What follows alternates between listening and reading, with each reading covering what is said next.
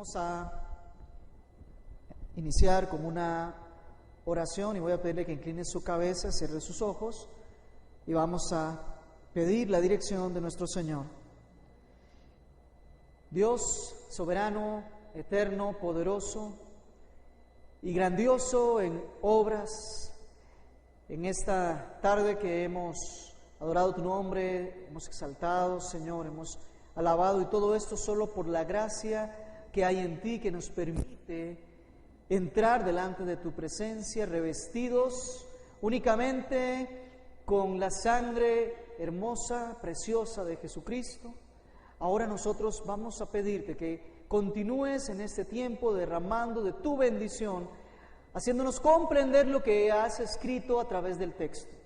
No una interpretación, ni que sea mía, lejos sea de eso, ni de ningún otro escritor, sino que logremos encontrar tu intención, Señor, al momento de escribir, tu objetivo, tu enseñanza, para que salgamos reconfortados con tu palabra.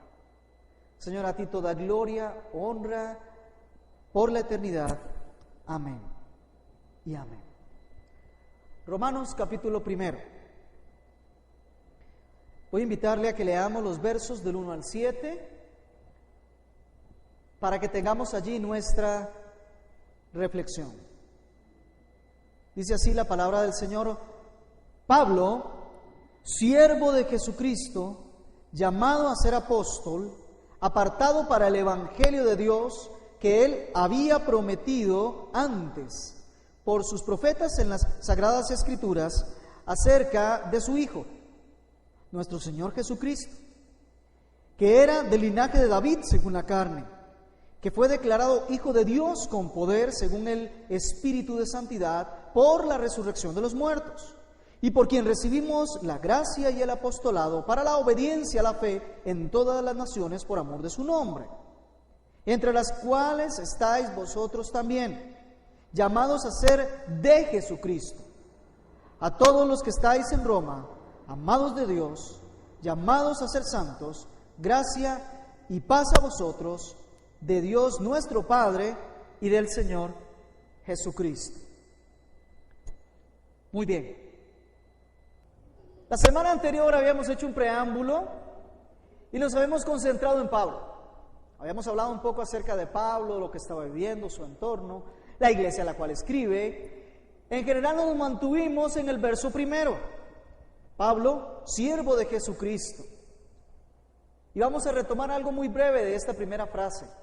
Cuando se habla de siervo, la palabra que se puede traducir a nuestro vocabulario es la palabra esclavo.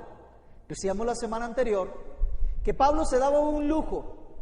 Pablo se daba una potestad, una autorización de ubicarse en un lugar, en una posición de las más altas, una posición de privilegio, porque él se dice esclavo de Jesucristo. Y es muy interesante porque cualquiera hoy en día podría decirnos: mire, es que la posición de esclavo es una posición baja, es una posición de estar subyugado. Sin embargo, lo que se destaca no es la posición del esclavo, sino, decíamos, aquel al cual sirve ese esclavo. Y Pablo nos aclara durante todo el texto que nosotros solo tenemos dos posibilidades: o somos esclavos del pecado o somos esclavos de Jesucristo. Y es muy interesante ver que Pablo se toma la osadía de llamarse esclavo de Jesucristo. Y como él pasa a exponer en el resto del texto, todo aquel que es nacido de nuevo ya no tiene sobre sí el yugo de esclavitud del pecado. La ley del pecado es eliminada sobre esa persona. Y de ahora en adelante, el yugo que tiene es el que Jesucristo dijo que debíamos de tener. ¿Se acuerdan cuando habló de los que estaban cansados y cargados? Dijo: bueno, es que mejor lleven en ustedes mi yugo. Ahora sean mis esclavos. Y Pablo toma esa posición y quedamos en que esta ilustración, si bien se mencionó la semana anterior, Había un texto que quería que tocáramos para que viésemos como un preámbulo a qué hace referencia esta esclavitud. No es una esclavitud por la fuerza, es una esclavitud por voluntad. ¿Me doy a entender? Es un sometimiento voluntario. ¿Voluntario por qué? Por algo muy sencillo. Ahora Pablo ha nacido de nuevo, ahora Pablo tiene la guianza del Espíritu Santo sobre él, y por eso él entiende que su posición en Cristo es de ser un esclavo. Y con gusto lo hace, ya no con obligación. Ahora lo hace con placer. ¿Por qué? Porque es una persona nueva. Es una persona que depende de una simiente que es Cristo. Y decíamos que en aquel tiempo, en el tiempo en que se escribe a los romanos, se daba el tema de la venta de los esclavos. Y los esclavos eran llevados a la plaza. La palabra griega agora. Agora es la plaza donde se venden a los esclavos. Y resultaba que de tiempo en tiempo algún amo podía venir y decir: yo compro este esclavo, me lo llevo y de ahora en adelante es mío. Pagaba el importe y se llevaba al esclavo como una posesión suya. Pero había otras oportunidades donde algún adinerado decía: yo voy a pagar por este esclavo, y una vez que lo sacaba de esa plaza le decía: te doy la libertad. Ex agoraces, sacado de la plaza. Pero en ocasiones esos esclavos decían: bueno, ya que usted me compró, yo quiero mantenerme bajo su esclavitud, bajo su señorío, bajo su dominio. Entonces, había que hacer un proceso que se tomaba de lo que dice Éxodo capítulo 21, versos 5 y 6, al cual quiero que me acompañe. Éxodo 21, 5 y 6. Aquí la ilustración nos habla de aquellos esclavos que, habiendo estado bajo el dominio de un señor, se habían casado y habían tenido hijos. El detalle es que esos hijos e incluso esa esposa también eran propiedad del señor, del amo de la casa. Pero llegaba un tiempo en donde el esclavo debía de ser libertado. Entonces el esclavo podía escoger entre irse o mantenerse bajo el cobijo, bajo la tutela, bajo el señorío de aquel anterior amo. Y dice el verso 5 del capítulo 21 del libro de Éxodo: y si el siervo dijere: yo amo a mi señor, a mi mujer, a mis hijos, no saldré libre. Entonces su amo lo llevará delante de los jueces y le hará estar junto a la puerta o al poste. Y su amo le horadará la oreja con lesna y será su siervo para siempre. El procedimiento era ubicarlo junto a un lugar que tuviese bastante fortaleza atrás, porque había que hacerle un pequeño orificio, ¿verdad? Y era doloroso, por supuesto. Y a partir de ese momento se iba a hacer un símbolo, un sello, ahí se iba a poner un zarcillo que le decía a los demás: yo soy propiedad del amo. Algo similar a lo que hacen hoy con el ganado, ¿verdad? Que lo marcan con un sello y ya entonces usted conoce esa marca y se da cuenta que es propiedad de alguien. Pues así acontecía. Y siervo de Jesucristo por voluntad propia era esa expresión que el Señor, que el siervo le dice al amo: yo quiero mantenerme bajo su dominio.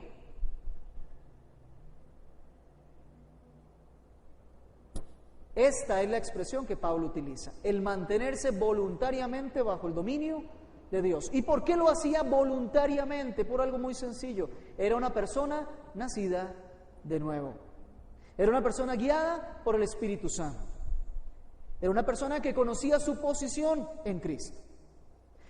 Y algo que vamos a estar viendo es que él sabía que Cristo era su Señor.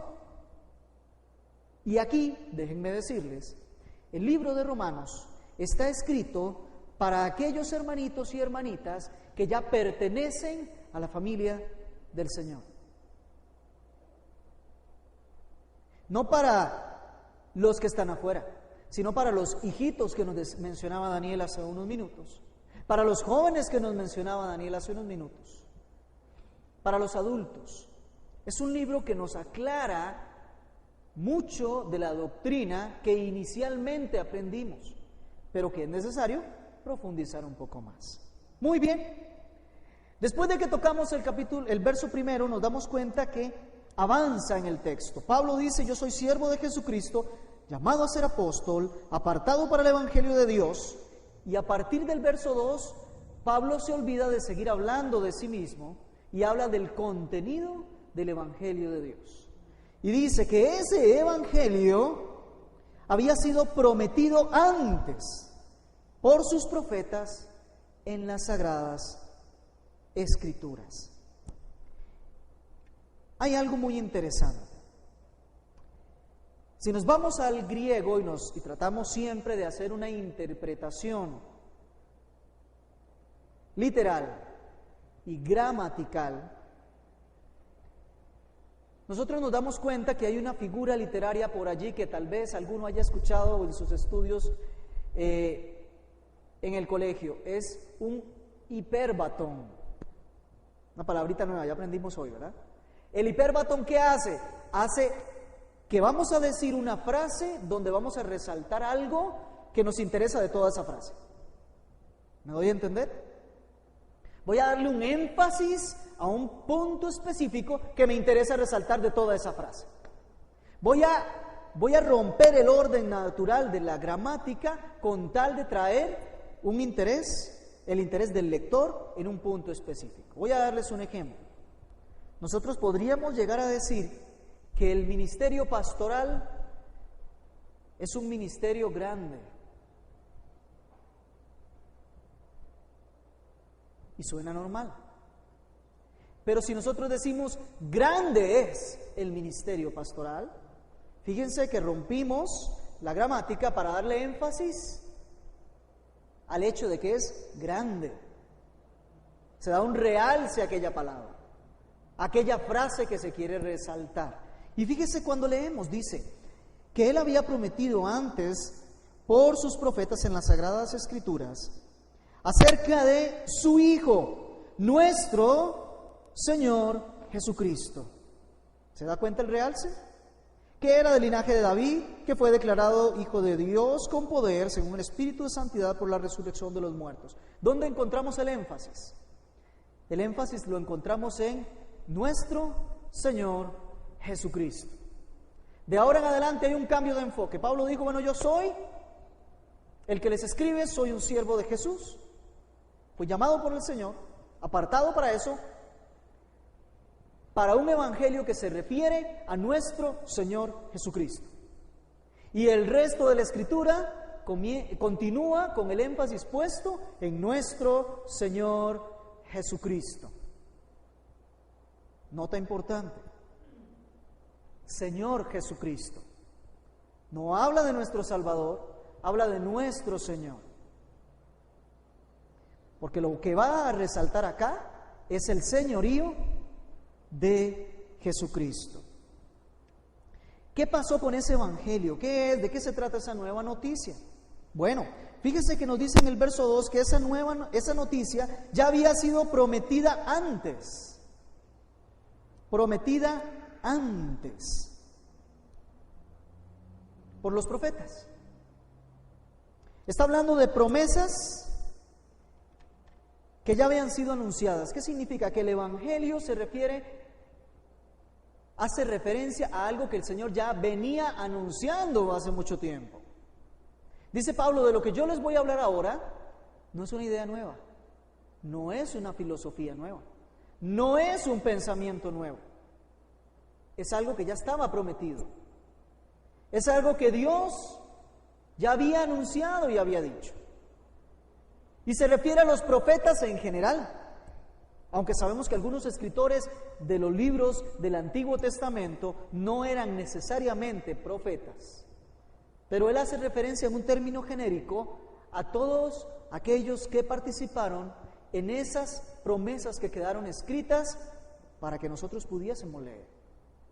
De tal manera entonces que Pablo lo que está diciéndonos acá es que de lo que se refiere el Evangelio, se refiere de una promesa anunciada por el Señor desde mucho tiempo antes. Se dice que existe lo que se denomina el protoevangelio, o el Evangelio en la forma más incipiente posible, la primera vez que se menciona el Evangelio en la Biblia. ¿Recordamos cuándo es que se anuncia por primera vez el Evangelio en la Biblia? ¿Cuándo se anuncia Cristo por primera vez en la Biblia? Cuando el Señor le dijo, en aquella escena donde estaba la serpiente y donde estaba la mujer, y habló de las simientes de uno y la simiente de la otra, ¿recuerdan? Ahí se anuncia que vendrá uno que va a herir a la simiente de la serpiente, de la simiente de Satanás. La va a herir en la cabeza. Ahí se anuncia por primera vez que vendrá alguien que se encargará de destruir el mal, de destruir el pecado, en la forma más incipiente posible. Claro, es la revelación del Evangelio progresivo. Entonces el Evangelio, si alguien nos pregunta, podríamos decir hasta acá que el Evangelio se trata del cumplimiento de las promesas de Dios. Cristo no aparece en escena como bien nos decía Daniel, por una casualidad. No fue que Dios de pronto no halló qué hacer con la maldad humana y tuvo que aparecer Cristo en escena. No. Cristo, desde antes de la fundación del mundo, desde antes de que comenzara la historia, ya estaba determinado por el divino consejo que iba a aparecer en ese momento. Y comenzó a anunciarse y a prometerse. Claro, está que aquellos profetas que inicialmente prometían esto, no tenían un conocimiento y un entendimiento claro de Él, nuestro Salvador Jesucristo. Pero anunciaron tal cantidad de veces que vendría la salvación al Señor, que había que ser muy ciego como para no notar que eso estaba siendo indicado. Ahora, ¿cómo había sido anunciado? Él había prometido antes por sus profetas en las santas escrituras, o en las escrituras santas. Vamos a rescatar un poco acá el punto de las escrituras santas. Aquí se utiliza la palabra santas, que nosotros traducimos como santas, se le utiliza como verbo. El verbo significa acción, ¿verdad que sí? Hasta donde entendemos. Eso quiere decir que se habla de escrituras que tienen el efecto de santificar. ¿Me doy a entender? No es que la escritura es santa, aunque lo es, pero no es esa la referencia, sino que la referencia es que dichas escrituras tienen por efecto provocar la santidad. ¿Me doy a entender? Escrituras santificadoras, para que lo podamos comprender un poco mejor en nuestro vocabulario. Se los vamos a poner de este modo. Imaginemos que el Señor nos da un juego de llaves. Y usted dice, esas llaves son santas. Entonces usted puede optar por decir, muy bien, vamos a limpiar las llaves, vamos a ponerles un bañito de oro, ¿verdad? Para que sean bien lindas y bien brillosas.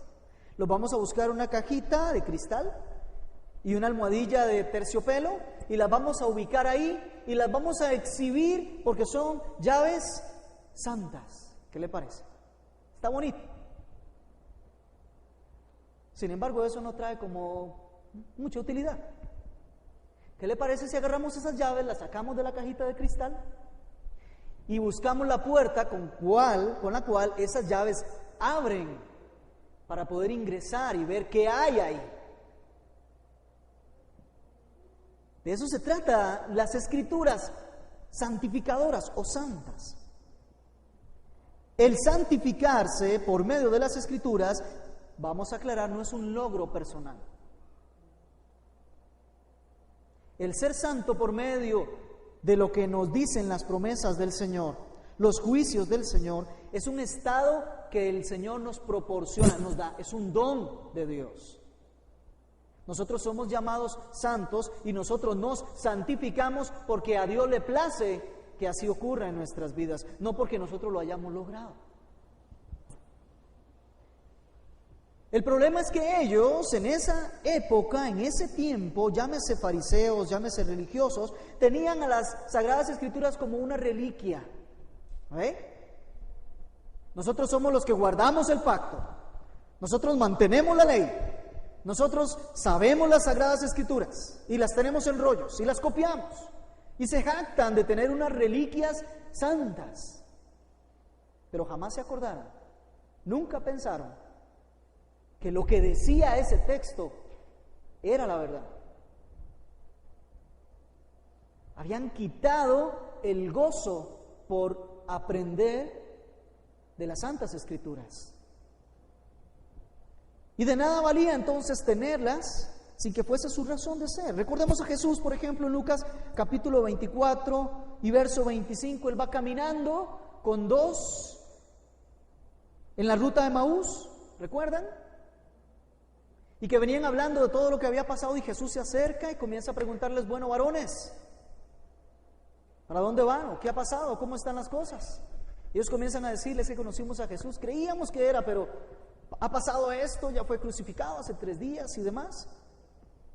Y entonces Él les dice una frase muy interesante en el verso 25, les dice, oh insensatos y tardos de corazón, híjole, para creer todo lo que los profetas habían dicho. Y dice que comenzó desde ese momento a citar promesa por promesa a esos dos que caminaban, Jesús mismo explicándoles cómo en Él se había cumplido toda promesa. Porque tenían las Escrituras, pero las Escrituras no eran carne en su corazón, tardos de corazón les llama. Y eran insensatos. No sé si recuerdan de pronto a Jesús exponiendo el sermón del monte, donde una y otra vez dice frases como, oísteis que fue dicho a los antiguos. Y Él comienza a actualizar, a dar un conocimiento en claro, completo, a poner el sentido de todas y cada una de esas cosas que se le había dicho a los antiguos. Tanto así que dicen algunos que estudian la Sagrada Escritura, que al menos 332 promesas se cumplen literalmente en la vida de Cristo. Al menos.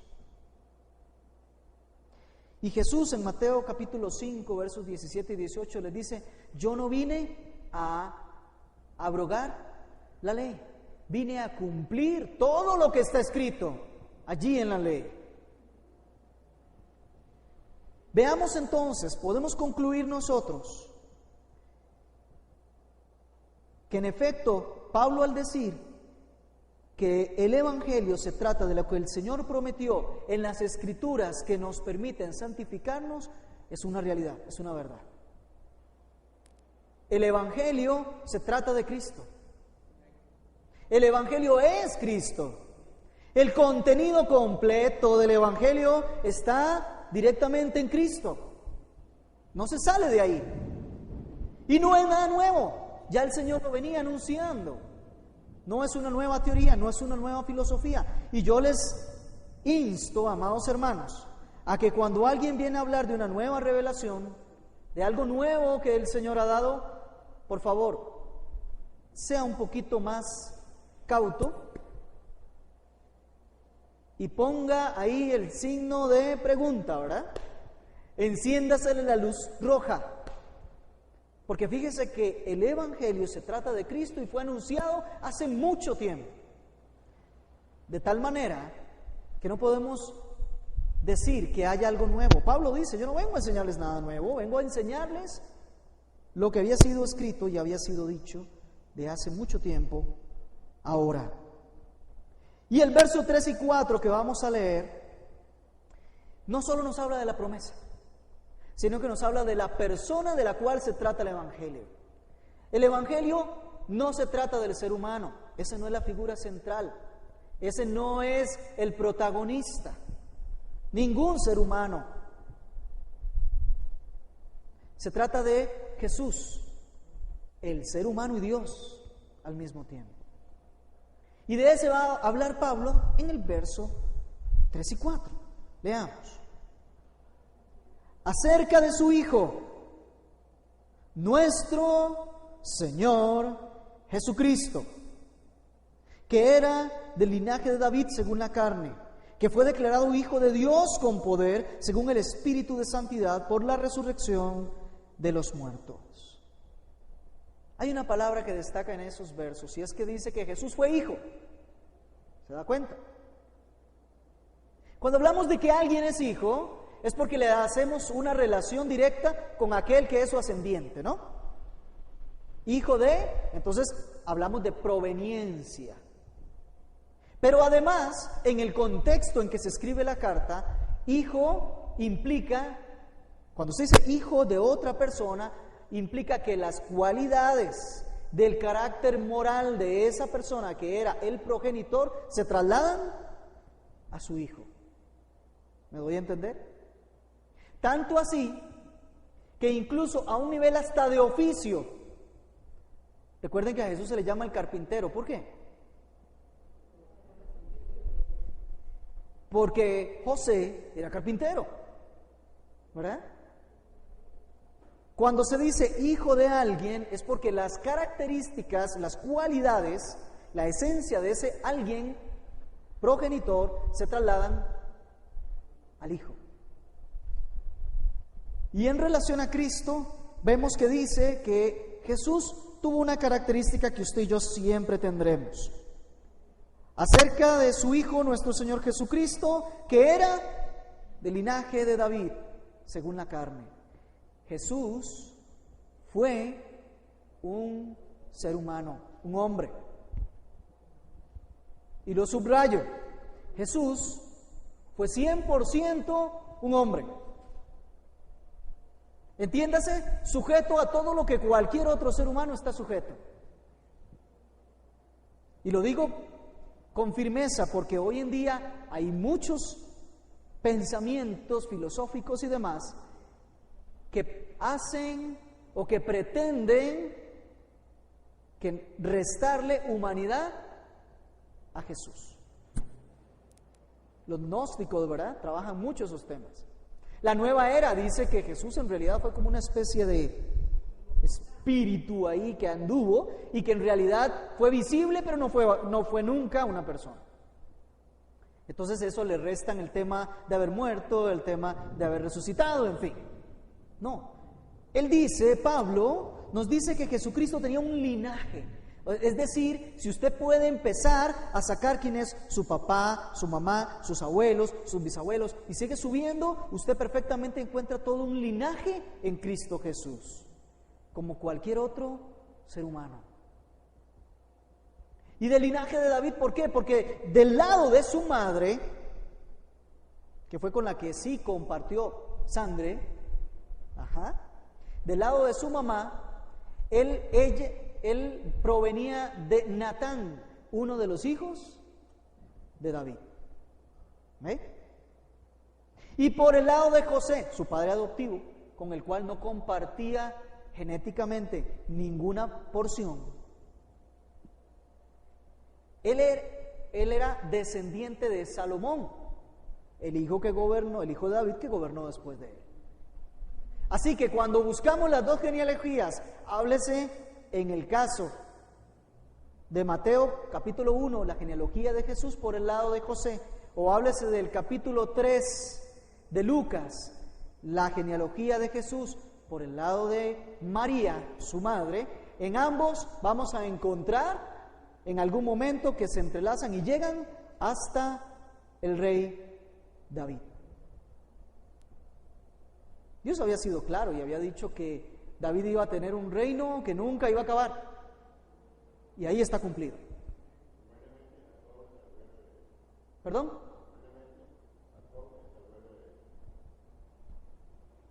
El Señor no pierde nunca ninguna pista de todas las promesas que da. Somos nosotros los que muchas veces nos perdemos. Está sumamente claro. Ahora, podemos negar que Jesús es hombre. Sería ir contrario a la Sagrada Escritura, ¿no es cierto? Hebreos capítulo 4, verso 15, dice que nosotros no tenemos un sumo sacerdote que no pueda compadecerse de nosotros, porque fue igual que nosotros, tentado en todo, pero sin pecado. O sea, Jesús pasó tentaciones, mis amados hermanos. Por lo cual, pasar la tentación no es un defecto, no es algo malo, no es pecado. El pecado es cómo respondemos a esa tentación. Ahí sí ya veríamos si eso es pecado, si su respuesta viene de pecado o viene de santidad.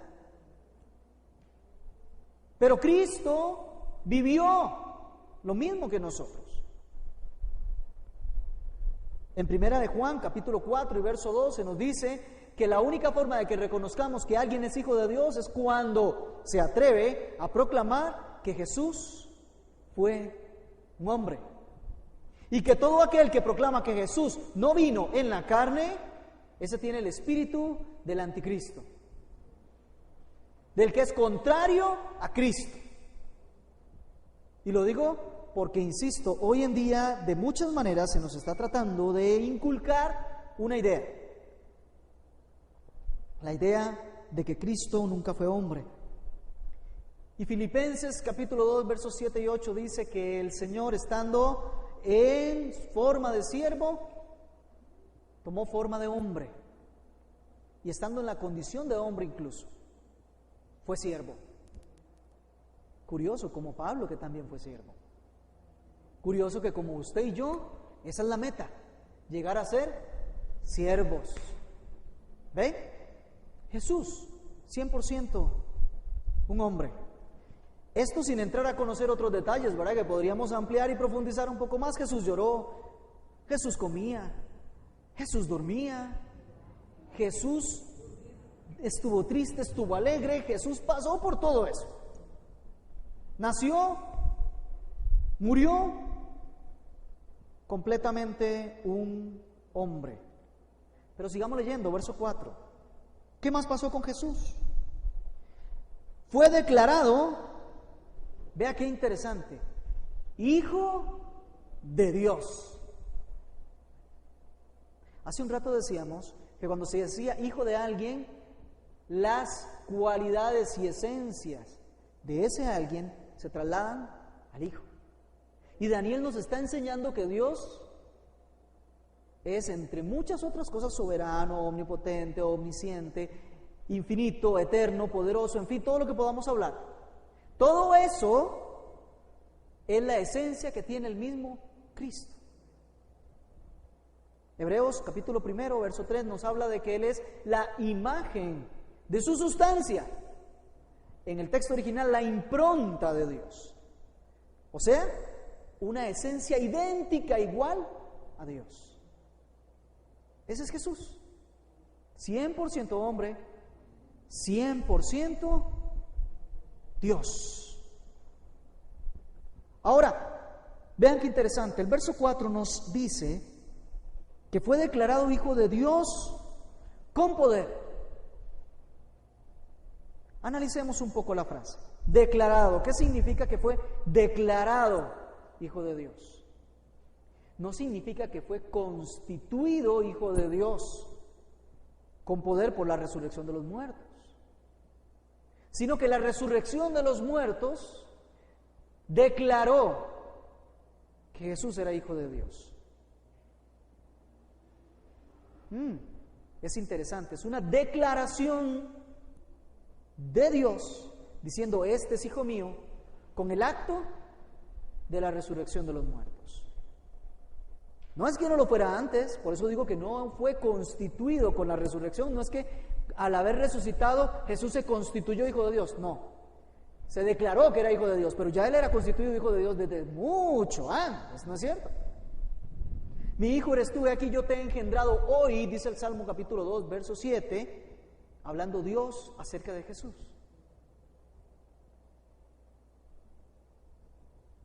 Declarado con poder. La palabra original viene de dunamis. ¿Recuerdan dunamis? Dunamis significa poder. Aquí es una variante, un adjetivo declarado con poder. Eso significa que fue declarado por tener en sí mismo los recursos y la capacidad propia de ser poderoso. Cristo tenía su propia capacidad, sus propios recursos para resucitar. ¿Me estoy dando a entender?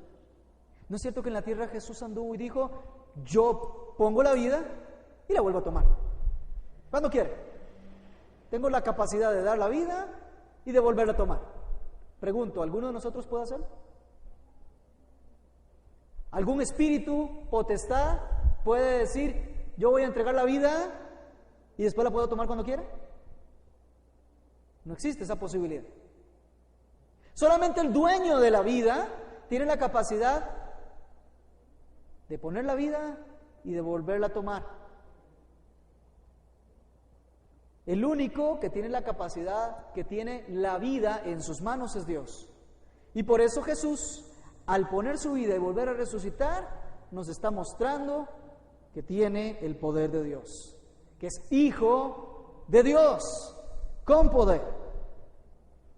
Ahora vea qué interesante. Dice que Él resucitó, que ese poder de declaración fue dado según el Espíritu de santidad. O mejor dicho, el Espíritu santificador. Ya encontramos dos elementos santificadores hasta aquí. El primero, la Sagrada Escritura, las Escrituras santificadoras. Pero aquí encontramos que hay un Espíritu santificador. ¿Qué significa un Espíritu santificador? Un Espíritu que tiene la capacidad de santificar. Que por cierto fue el que nos fue dado a nosotros. Amén. Así que siéntase gozoso. Usted tiene un espíritu que va a operar en usted para que usted alcance el ser santo. ¿Qué le parece? No le corresponde a usted por sus propios medios, no me corresponde a mí. Hay un espíritu operando en nosotros que nos capacita para alcanzar santidad. En Cristo aconteció que según ese espíritu santificador, logró que Cristo fuese levantado de los muertos con poder. ¿Qué le parece? ¿No es hermoso? Bueno, a mí sí me trae como mucho gozo, porque la frase de haber sido resucitado o haber pasado por la resurrección de los muertos me da un mensaje que yo no sé si usted lo ha captado, mi amado hermano. Vamos ahí, ¿qué le parece? Que fue declarado Hijo de Dios con poder, según el Espíritu de Santidad, por la resurrección de entre los muertos, por el levantamiento de entre los muertos. Eso es lo que significa la palabra original, anastasis, por el levantamiento de los muertos. Yo no sé si usted ve que usted está reflejado allí, pero yo quiero que lo analice y que lo vea. Al decir de los muertos, significa que Él es el primero en haber sido levantado. Pero ¿quiénes vienen después? Amén, ¿se da cuenta? Ahí venimos usted y yo cuando dice de los muertos. No se detuvo al decir que el Espíritu Santificador levantó a Cristo de la muerte, porque hubiese sido correcto decirlo, hubiese sido normal decirlo. El Espíritu de santidad, del Espíritu Santo, levanta a Cristo de la muerte. No, es que levanta a Cristo de entre los muertos, porque esos otros muertos también van a ser levantados por el mismo Espíritu santificador. Amén. Es hermoso. Hasta aquí hemos visto cómo el texto nos va llevando por el Evangelio, nos centra y nos dice la persona central del Evangelio es Cristo. Ahora muy bien, ya entiendo que yo voy a resucitar con Él porque Él es las primicias de la resurrección. Pero el verso 5 me hace ingresar en cuál es el contenido de eso. Por quien recibimos la gracia y el apostolado para la obediencia y la fe en todas las naciones por amor de su nombre. Es por Cristo, es por el poder santificador que le levantó de los muertos que nosotros recibimos la gracia y el apostolado. Ahora, si usted no sabía por qué el Señor tiene tanta gracia para con usted, es por Cristo que tiene gracia con usted. No se crea que el cuento que nos dicen, que es porque el Señor le vio y, pobrecito, tuvo tanto amor por usted, aunque lo incluye. Pero ese no es el punto central. Es triste cuando a veces damos en el mismo clavo una y otra vez, un clavo que nunca va a entrar porque no es ahí. El Señor derramó su gracia sobre usted y sobre mí por Cristo Jesús. Porque tuvo agrado en Él. Porque tuvo beneplácito en Cristo. Este es mi Hijo amado en quien yo tengo complacencia. Y por esa complacencia derrama gracia sobre usted y sobre mí. Gracia y apostolado. Gracia y apostolado podemos decir que forma una sola unidad. Otra figura literaria, endiadis. Dos palabras que significan uno. Gracia del apostolado. Es por Cristo que usted y yo recibimos una gracia suficiente para ser apóstoles de Él. ¿Entendemos? Y podríamos decir, pero es que los apóstoles solo fueron aquellos 12. Y podríamos decir, al apóstol Pablo se incluyó ahí. Pero ustedes y yo somos llamados también para ser apóstoles del Señor. En un sentido correcto, no en el que lastimosamente hoy se utiliza. El apóstol es aquel que es enviado en lugar de otro. Y ustedes y yo hemos recibido una gracia de Dios para ser enviados, apóstoles del Señor. Ahora, si no me cree, leamos el resto del verso. Para la obediencia. Vamos a regresar un momentito. ¿Alguien puede recordar qué significa gracia? ¿Ah? Un favor inmerecido de Dios. La palabra original en griego, charis, de donde viene carismáticos. Gracia es un favor que usted y yo no merecemos, porque está claro, el texto nos viene diciendo que fue por Cristo, que fue por la benevolencia del Padre y la complacencia del Padre en Cristo. Recibimos nosotros esa gracia. Es una actitud favorable de parte de Dios para usted y para mí.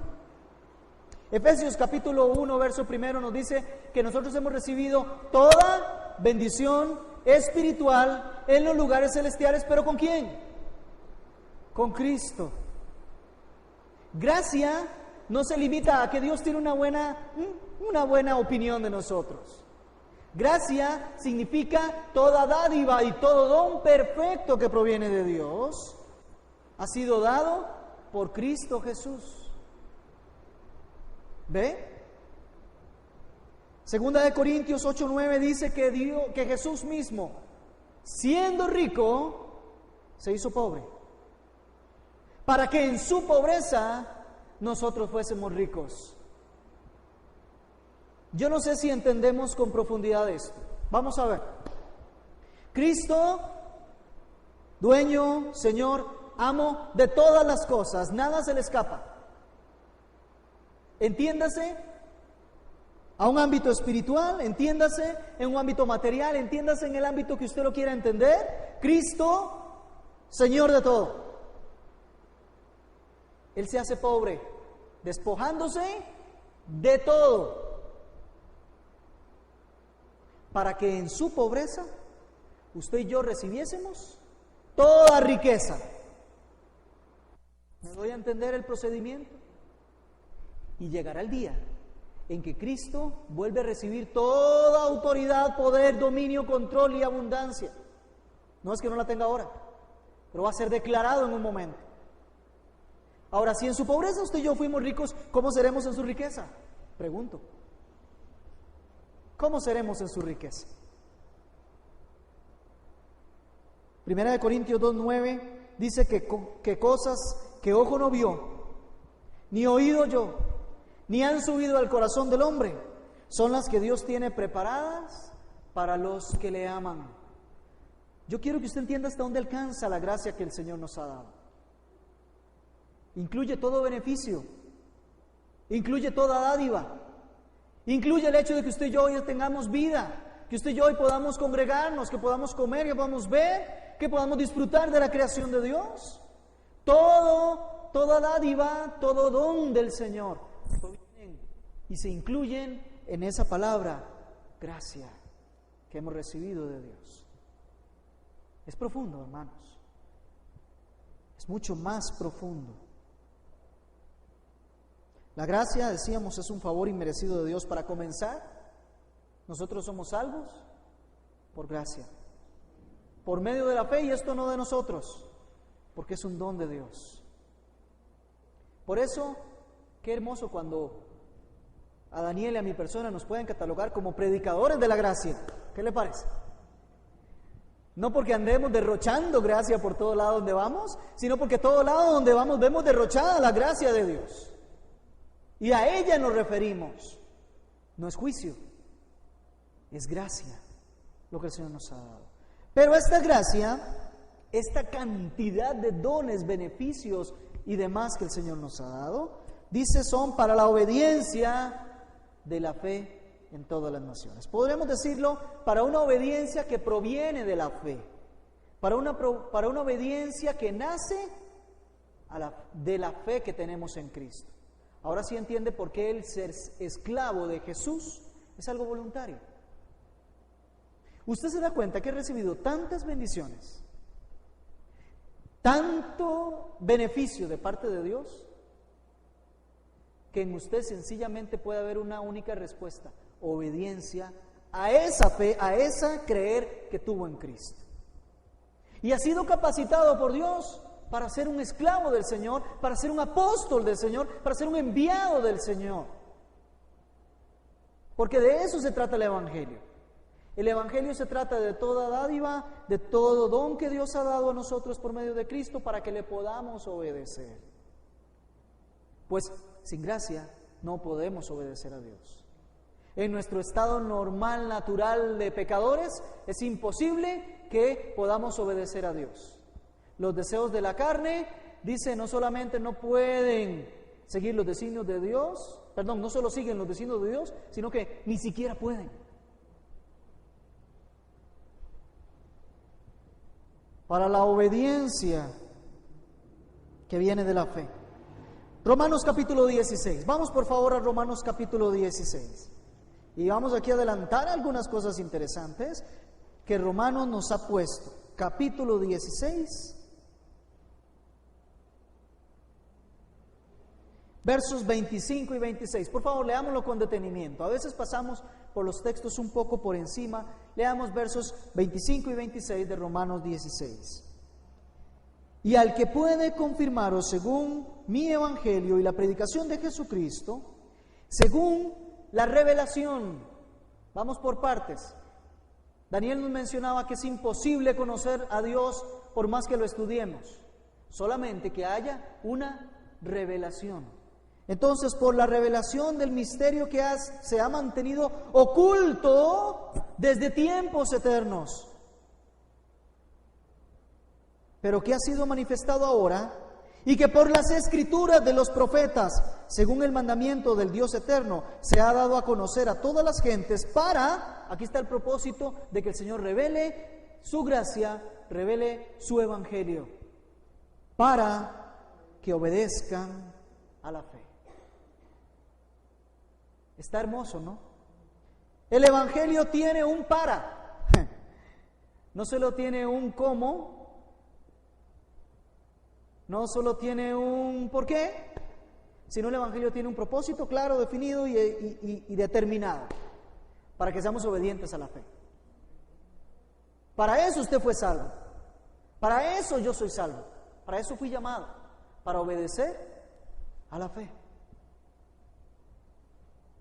Y es que la obediencia reconoce primeramente el señorío de Cristo.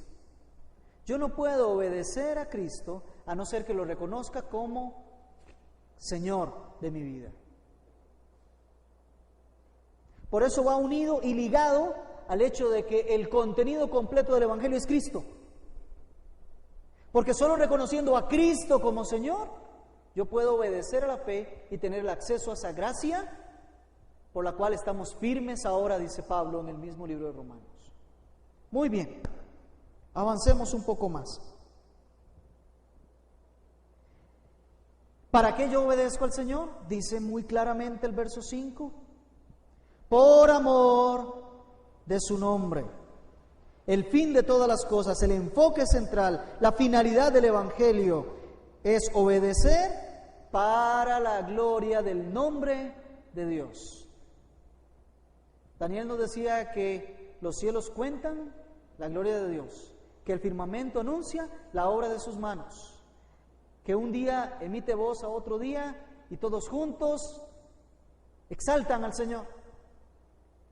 La salvación, suya y mía, tiene como fin, tiene como una meta a largo plazo que le demos gloria a Dios. La salvación tiene como meta darle gloria a Dios. La salvación tiene como objetivo primordial que Dios sea levantado. De paso, usted y yo, pues no vamos a ver la ira de Dios sobre nosotros. De paso, sus pecados y los míos son perdonados. De paso, tenemos acceso a esa gracia y a esos beneficios de la gracia. Pero el fin primordial del Evangelio es que el nombre del Señor sea levantado.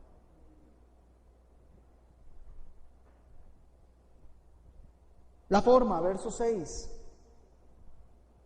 Entre las cuales estáis también vosotros llamados a ser de Jesucristo. Miren, mis amados hermanos, ustedes y yo tenemos un llamado a ser de Jesucristo. Aquí no estamos hablando de un llamado a ser salvos. Fíjese que no dice ahí que seamos llamados a ser salvos, ¿verdad que no? A ser de Jesucristo. En pocas palabras, llamados a ser obedientes a Cristo. En pocas palabras, obedientes a los mandatos de Cristo. En pocas palabras, estar en Cristo. Ese es el llamado que tenemos. Es un llamado que Dios nos hace para ser obedientes a Cristo. Es que yo soy de Cristo si le obedezco a Cristo, si hago lo que Cristo dice, si hablo como Cristo, si pienso como Cristo, si juzgo como Cristo, entonces yo soy de Cristo. Por eso los cristianos fueron llamados cristianos, por cierto, fueron llamados cristianos por primera vez en Antioquía, cuando un hermanito andaba predicando por ese lado que se llamaba Pablo. Y fue a predicar con otro que se llamaba Silas, ¿recuerdan? Y por ahí andaban predicando ellos, y entonces un día dice, pues ustedes predican tanto de Cristo, y se comportan tan parecido a Cristo, que mejor vamos a hacer algo, vamos a llamarles cristianos. A eso es que son llamados los hermanos, y ustedes y yo. Ahora usted me dirá, sí, está bien, ya yo sé que el Señor me llamó, ya sé que tengo que ser obediente, ¿y qué beneficio saco de eso? ¿Qué beneficio saco de eso? Bueno, esto no es mercantil, no es porque usted saque beneficios, porque es para la gloria de Dios. Pero sin embargo, de paso, Dios te dice, te voy a dar algunas consideraciones importantes. Verso 7, a todos los que estáis en Roma, fíjese algo muy, yo no sé usted qué va a pensar de esto, pero yo se lo voy a decir. Amados de Dios. Ay, qué hermoso, ¿no le parece? Antes éramos enemigos de Dios y éramos el objeto de su ira, de su enojo, los depositarios de la ira de Dios. Pero ahora se nos llama amados de Dios. Es un amor que es eterno. ¿Se acuerdan ustedes que la Biblia nos dice que el amor de Dios es un amor en calidad de eterno? Jeremías 3:13, con amor eterno les he amado. No es un amor que tarda un poquito de tiempo, ni es un amor que depende de cómo usted se comporte o no se comporte. Su pecado no puede ser tan grande que anule el amor de Dios, jamás. Y aclaramos, más adelante vamos a leerlo a partir del capítulo 6, no es una licencia para andar pecando de ninguna manera. Pero el amor de Dios no se detiene por el pecado suyo y mío, los que ahora estamos en Cristo. Ni se detiene por nada, es un amor eterno.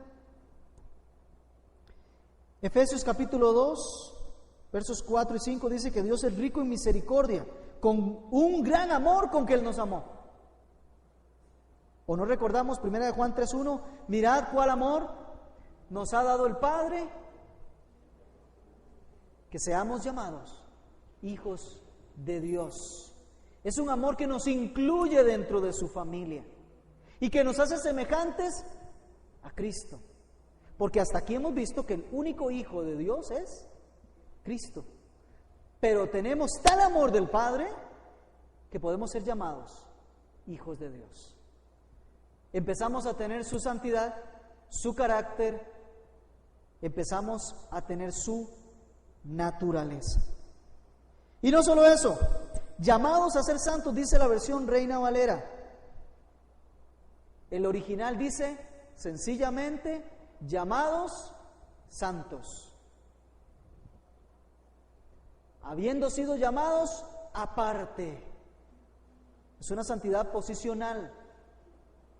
Por eso Pablo siempre escribe a los hermanitos y les dice santos, porque está hablando a su iglesia, está hablando a los que ya fueron apartados por Dios, llamados santos, apartados. Y llamados no porque los demás los vean como santos, porque la verdad es que algunos de nosotros ya no se nos ve como santos, sino llamados por Dios, santos.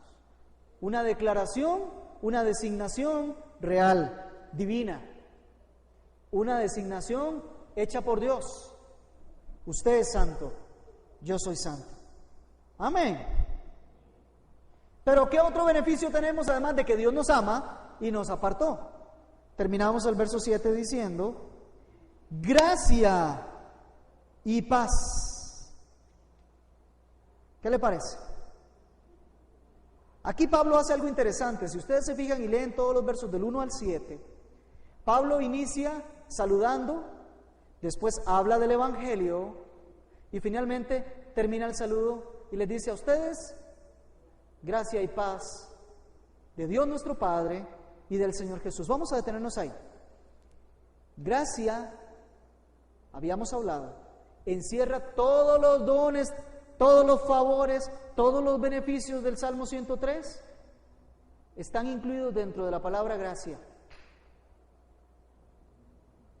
Él es quien perdona todas tus iniquidades, el que saca del hoyo tu vida, el que sana todas tus dolencias. Todo lo que incluye el beneficio de Dios sobre la vida de nosotros está siendo considerado por Pablo para decir, hermanos, que la gracia de Dios sea sobre ustedes. Y nos habla a nosotros que también somos llamados santos. Y nos dice Pablo, hermanos, reciban todo favor inmerecido de Dios sobre ustedes. Pero lo otro que agrega es paz a vosotros. Adelantamos un aspecto que vamos a estar estudiando. En la iglesia en Roma había una pugna entre judíos y gentiles. Entre aquellos que podemos llamar griegos y los que podemos llamar judíos. Los griegos se saludaban de una forma interesante. Ellos decían que la gracia sea sobre usted. Como ellos eran politeístas, entonces agregaban la gracia de todos los dioses posibles, sean sobre usted. Pablo al decir gracia de Dios Padre y de nuestro Señor Jesucristo, les centra a todos los griegos y les dice, solamente es la gracia de Dios, nada más. Va dirigido el saludo a los griegos. Y después, ¿cuál es el saludo clásico de los judíos? Shalom. La paz de nuestro Padre y del Señor Jesús sea sobre cada uno de ustedes. Hay una inclusión doble para los que son judíos, para los que no son judíos. De todas maneras hablamos del favor de Dios sobre cada uno de los que están recibiendo la carta. Mis amados hermanos, yo creo que no hay mejor forma de terminar este día que recibir lo que Pablo está dando a los hermanos. Gracia y paz de Dios Padre y de nuestro Señor Jesucristo.